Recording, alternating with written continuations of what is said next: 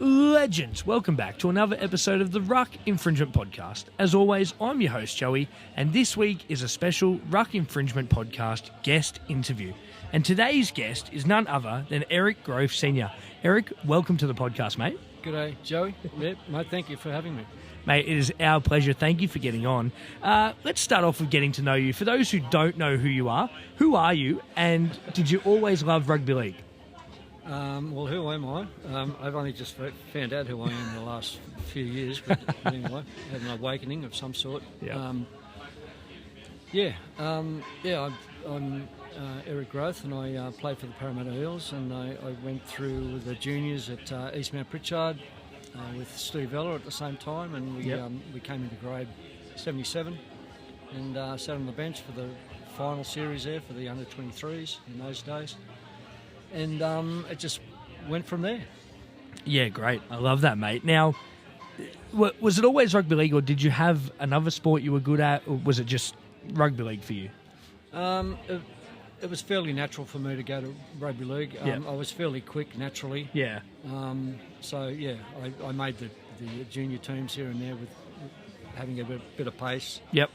That sort of stuff, and it just sort of I got to know the game as I went on, as I got older.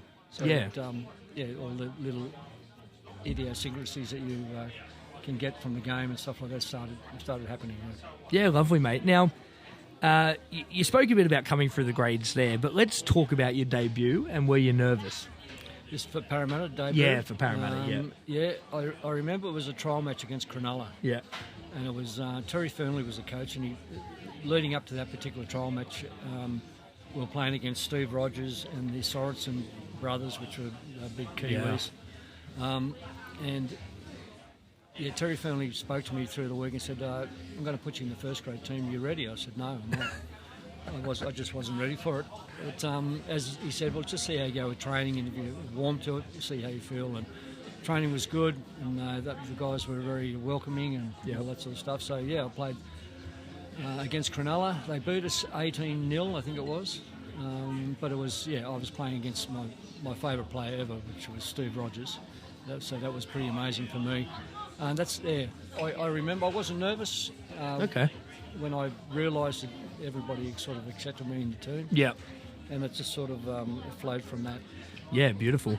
Now, in footy circles, everyone has a nickname. Of course, yours was Guru. How did that come about? Yeah, long story short, Jack Gibson used to, on a Tuesday night, the three grades would be together at training, and we'd have this meeting to go for about half the hour. Yeah. He'd bring these videos in there of the Green Bay Packers, these short reels that he'd show everyone, motivational type films and stuff. And this particular time, he asked this transcendental meditation guru to come and talk about it to us and see if anybody was interested. So after he spoke for about half an hour, it was me, Dave Lydiard, and Peter Wynn decided to look it up, and it was fantastic. I did it because I used to get fairly nervous before a game. Yeah. And so did the other guys. So apparently it soothes you and it keeps you calm and quiet, and it really did work. It was fantastic. Yeah, well, that sort of leads into my next question. Now, were you superstitious, or did any of your teammates have any strange or funny rituals? Yeah, there was always little things that you'd notice. For myself, I started packing my boots first in the bag, sort of thing, and then the underpants had to be a certain colour. Okay. Blue, I liked blue. So I had blue and gold, mate. Yeah, well, there you go. Yeah. But just little things like that sort of popped up, and you notice when you're, in the dressing room before a game and stuff, you get to know what the other guys are doing and stuff. So everyone had their own little sort of thing they did. Yeah, you see some weird ones these days. That left boot on first and things like that. So there's a few different ones going around. But you mentioned him before. But let's talk about your footy idol when you were growing up. Who was that? I had a few. I followed St George pretty heavily. Billy Smith. Oh yes. All those sort of guys. Roy Ferguson was a lock forward. Ian Martin was a lock for Manly. I had a lot of players that I really looked up to, and And then as I started playing, as I got into grade, guys like Mick Cronin and Steve Rogers were fantastic. And when I made the 82 Kangaroos, Steve Rogers was there, and it was just a dream come true. And such a good bloke, and we became friends, so that was pretty special.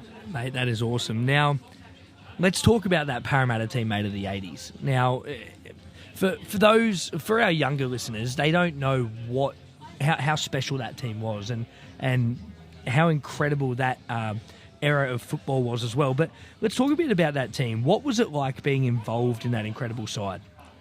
Yeah, it was pretty special. It seemed to unfold for everybody. When Jack came to the club, he didn't push anything or sort of go out of his way to sort of make. I mean, he had his rules and regulations and so forth, but he let things happen fairly naturally. Yeah. And we all just sort of combined at the same time. Sterlo was coming through, Brett Kenny was coming through in bits and pieces. I was a little bit older than them guys. So it all just sort of gelled. And when you think back, when you get asked questions like that, you know, what it was like, it felt like it was meant to be. Yeah. Had that sort of feel about it when I think back and look at it. But yeah, it just seemed to all gel, and we all got on so well, and success does that. Yeah. If we kept winning. When I say, like, we had the success at Parramatta in '77 and '79 when Parramatta made the grand finals, and they just got beat by pubic hair in both games. I mean, that could have been the difference between us, sort of. If they'd won one of those games or both of those games, it mightn't have happened for us and unfolded the way that it did.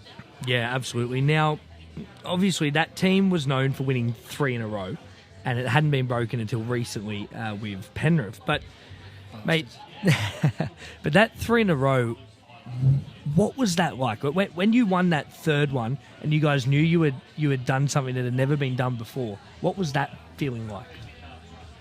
Yeah, it was, well, yeah. I mean, we won the first one. That was the most important one. Yeah. And it didn't really matter if we'd won another one. I didn't think that we were going to win 2 or 3 in a row or whatever. So, but as the season, after the 81 season, we won that.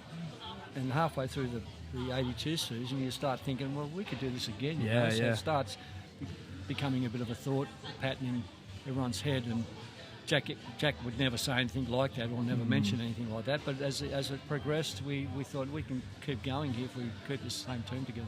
Yeah, now let's talk about Jack Gibson. I've got him in here, known as one of the best coaches of all time. How was Jack? Jack was pretty special. Yeah. I remember when he was first signed by the club, because I was a renowned sort of bludgeon trainer. I didn't train real well, and I always looked for little shortcuts here and there. And when I heard that he was going to be coaching, I knew that I had to sort of straighten up, because he didn't take kindly to those sort of people that were bludgers. So I had to fix myself up mentally for him. When he got there, I knew I had to be sort of mentally tougher and stuff like that. So he was fantastic. He didn't do anything special. Jack was just very simple. I remember the week leading up to the 81 grand final. It was so much the same as our first week leading up to the first round, the first game in that 81 season. Nothing had changed, and there was no. He said at one stage there, the game is, you've got to do the same things in the grand final as you would do in the 5th game in the season that we had to win anyway. You've got to do the same things. Yeah. It's just got a different label to it. Grand final, there's going to be a lot more. There's going to be people there, but the ground's the same size. Everything's the same, you know. And we just had that attitude. And I remember at half time we were getting beat, but nobody was panicking. And he came. We were waiting for this great speech from Jack, and it never came. He just came in, he said, I'll leave you guys to it. Wow. Walked out. And first of all, he came around and he asked if everyone was okay, and then he just walked out and said, I'll leave you to it. Nothing I can say now, after spending 12 months with you guys, is going to make any difference. Walked out, and it worked because we all looked at each other and we had to work it out ourselves, you know. And that's how he was. There was no amazing moves that he come up with, or he had some little statements that he said that were pretty amazing, but he was just very down to earth and just very standard and basic. Yeah, no, incredible coach, and he did it at a number of clubs as well. you played for New South Wales. What was Origin like? Of course, very different to how it is now, but take us through when you first jumped into the Origin scene and what was that like? Yeah, that was something else. It's the best way to explain it. Like the normal premiership is like a hotted up Holden.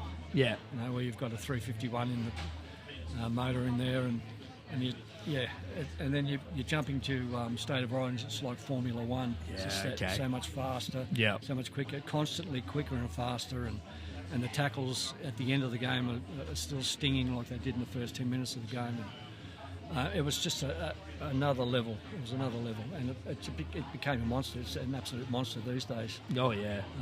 But yeah, it was so special to be a part of that. I played in the 81 game, which was 80 was the one game for the season. 81 was one, and 82 was the first year they had the 3 games. But it was it's such a special game, and it just takes over everything when it's on these days. And is they talk about this hatred of states? Was that a real thing back then? Did the players and the states hate each other during Origin? Yeah, 100%. Yeah. Yeah, no, it was just. I remember the game at Lang Park in '81. The crowd was just so hostile. Yeah. And the funniest thing is we had to, from the dressing room onto the football field, we had to walk through a bar where guys were there for about 3 or 4 hours having a few drinks. They were there at 5 o'clock, and we were running out about 7:30 or whatever, and they were full of it. And we would walk through this bar to get to I think they did it deliberately actually, but we had to walk through this bar, and they were giving it to us, and it just what is this? It was just this. They just had this fire in their belly that came from a different place. When people ask for, about that, why have Queensland got this fire in their bellies? Why is it? It came from a different place because New South Wales used to smack them so many times, and in the heart of Queensland, country football is what it's all about. Yeah. And they grow up with it, and it's the only thing that they do, and it became such a big thing for them, and it was hard. It was only in '85, from 80 to 85, they had it all over us, and we won the series in '85, 2-1. But that was the first time, and it's today. You know how hard it is to beat, no matter who they put on the footy field and who puts on that jumper. Yep. They just compete. Yeah, no, it's definitely the cauldron of rugby league, and then. From there, you played for Australia. Now, what was that like? Was that a step up in class even more? Yeah. Well, that's a good question, actually. It's the 82 Kangaroos was a dream come true for me. Yeah, for sure. Be with the players like Mal Meninga, Steve Rogers, guys like that, Gene Miles, Brett Kenny, but just all the talent that was inside me. There was just opportunities all over the place. Yeah, and we won every game, and it's just all unfolded, and it was just fantastic. It's a different thing. We all became mates. So there was this State of Origin thing, which was like possibles and probables in those days, and you made the test side by playing well enough in those games. And Kangaroo Tour was just a melting of all that, and it was just they were all good blokes, all great blokes, and doing it for Australia was just pretty special. Yeah, great. Now. From there, we move into retirement. How was retirement for you? And, were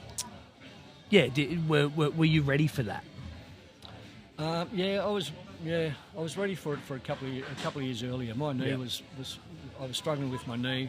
I was pretty lazy. I didn't work on it sort of off, away from training. I should have done some more things, more swimming, that sort of stuff. But in the end, for me, it became a real. I struggled the last couple of years. Yeah.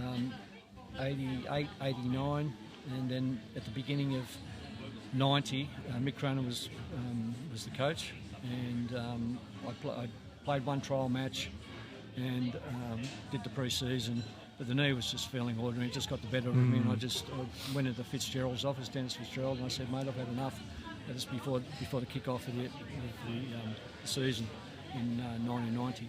So, for me, the last couple of years were really hard to mentally get into it. So for me, the retirement was needed. Yeah. And did you stay involved in the game after that point? The first few years, no. Yeah. Me and my my partner then, we got a place out at Campbelltown, and the kids grew up out at Campbelltown. So Yeah, lovely.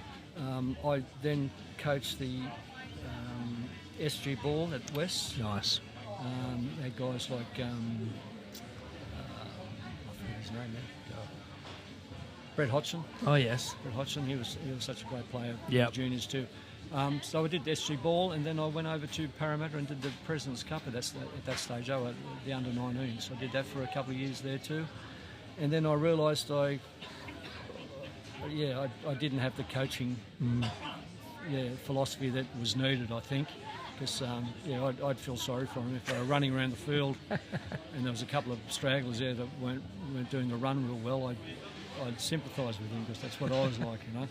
So I needed to be sort of harder and a bit of a taskmaster to be the coach, but I didn't have that sort of natural in me to be like that. So that lasted for a little while, and at the moment, actually, I'm helping my son Eric Jr. do. We're coaching the Open Women's team at Campbelltown Kangaroos. Yeah, lovely. And that's been fantastic. It's been really, the girls' game's just taken off fantastically, and these guys just. The girls generally just want to learn about the game. Yeah. And it's so easy to coach, you know. It's really good. So, did a little bit of coaching here and there, bits and pieces, yeah. Yeah, great. Mate, what is one piece of advice that you could give a young player coming through? Oh, mate, that's a good question. Just enjoy what you're doing, you know. Yeah. I know it's different these days.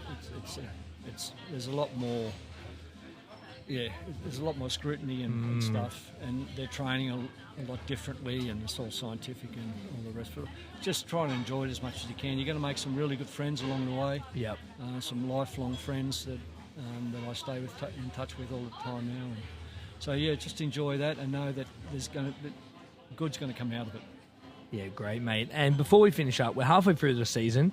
Can you give us an early prediction? Who's going to win the comp? It's probably the most even comp we've had for a while. It is. It really is. When Melbourne were dominating, they were hard to beat, but they can be beat. Penrith on their day are fantastic. Parramatta can beat anyone on their day. Yeah. That's not happening as much these days. It's tough to say, isn't it? That's a tough one. It really is. I'd have to say Penrith again. Yep. Really, because they can just got this continuity about them, and they just keep rolling on. And Melbourne Storm on their day, they're hard to beat too. So either between Penrith and Melbourne. Yeah, it'd be incredible if Penrith can do it again. I mean, 4 years in a row. 100% It's just amazing, isn't it? amazing. But that is all we have time for. We'd just like to thank Eric for joining us. Thank you so much, Guru. We really appreciate it. This, obviously, as you're listening, you'll hear it on Spotify, Apple Podcasts, wherever else you listen to your podcast. Until next time, that's Guru. I'm Joey. Be good. Thanks, Joey.